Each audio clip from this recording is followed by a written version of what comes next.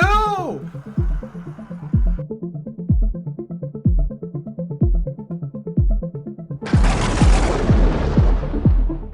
Greetings and salutations, Guardians. Halfro here, and it's been about a week since the release of Beyond Light, and many people have already come out with their impressions and reviews, or reviews in progress of this expansion. I wanted to wait a little bit so I could get the full feeling of the expansion and experience most of what it has to offer prior to publishing this video. That said, today we're going to talk about what I think of Beyond Light. I'll tell you the good and bad with as little spoilers as possible, however there might be some minor story spoilers. If you enjoyed the video, make sure to leave a like and hit that subscribe button. You can also follow me on Twitch at twitch.tv/HalfroThunder. And let's get into it. Beyond Light brings with it several new things. The new Darkness subclass Stasis, the large new planet Europa, and the returning Cosmodrome, and even some new loot to go along with some new quests. Stasis is a lot of fun. I've had a chance to run it on each class, and I can honestly say the Warlock is super OP, especially in Crucible. The Hunters have a fun, albeit one-and-done super, and the Titan Smash is actually really fun as well. I was worried another Smash Titan would feel same old, but there's enough difference between the Behemoth and Striker that it still feels new and fun. The campaign itself was also very fun, and the story that goes along with it is presented really well and stayed fairly on topic. I like the details they give about Aramis, and you really get to feel for her as a character much more than some of the other Destiny villains, i.e. Gaul. This feels much more akin to the Taken King story, however, Aramis doesn't reach the coolness or epic levels I felt from that expansion. I am interested to see what happens to Aramis, however. Avoiding spoilers, I won't say what exactly happens to her at the end of the campaign, but it would be interesting for her to show up again in the raid. The only villain to be both a campaign boss and raid boss was, once again, Oryx. The new locations are also great as well. They have to be, considering the removal of so much content into the DCV. I was very nostalgic when I first stepped onto the Cosmodrome. It was a lot of fun revisiting old spaces and seeing what Bungie changed. A million deaths are not enough for Master Raoul. But the real showstopper is Europa. It's huge, and I love it. Aside from the need for a fast travel at the top of the map, which I'm sure everyone has already mentioned ad nauseum, I really love the look and feel of Europa. The weather system is really cool. However, after a while it does get annoying not being able to see enemies 19 feet away from me sometimes. Think of it similar to the rain and lightning in Breath of the Wild. It's very cool at first, but after a while it just gets in the way. I also really enjoyed the post-campaign content, for the most part. Both the Stranger and Varix have quests you can do after the campaign.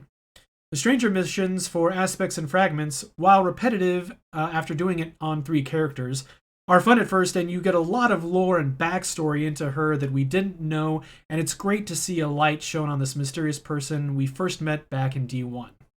Now, for the not so good. The leveling, while mitigated a lot in this expansion, wasn't as smooth as I'd have liked it. The game is great at giving you new loot at higher levels up to the soft cap of 1200.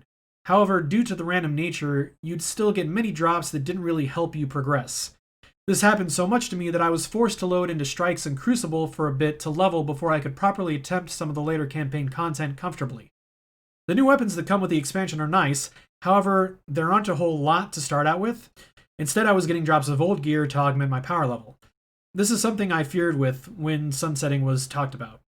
I imagine it will get better once the raid is out and the Season of the Hunt quest and all that stuff begins. However, right now there just isn't a lot to play with in the sandbox in terms of weapons, and it's kind of sad. That doesn't really matter though, because although Stasis is a lot of fun, it also means that using old subclasses now seem kind of pointless and boring.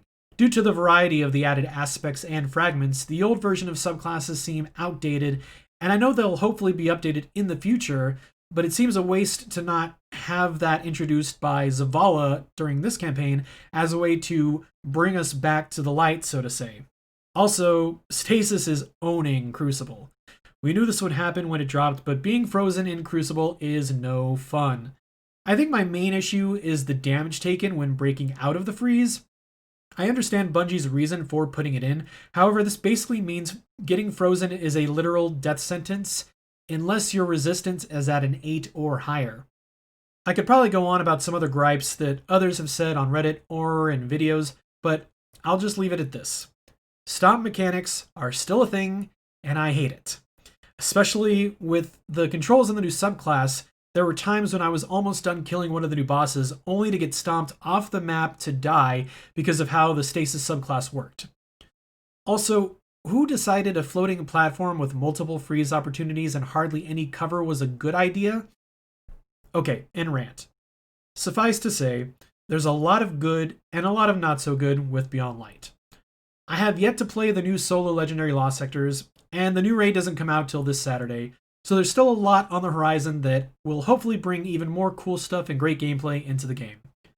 I don't think Bungie has finished showing all of its cards yet for this new expansion, but it's hard to put full faith into the expansion due to our knowledge of what's happened in previous expansions.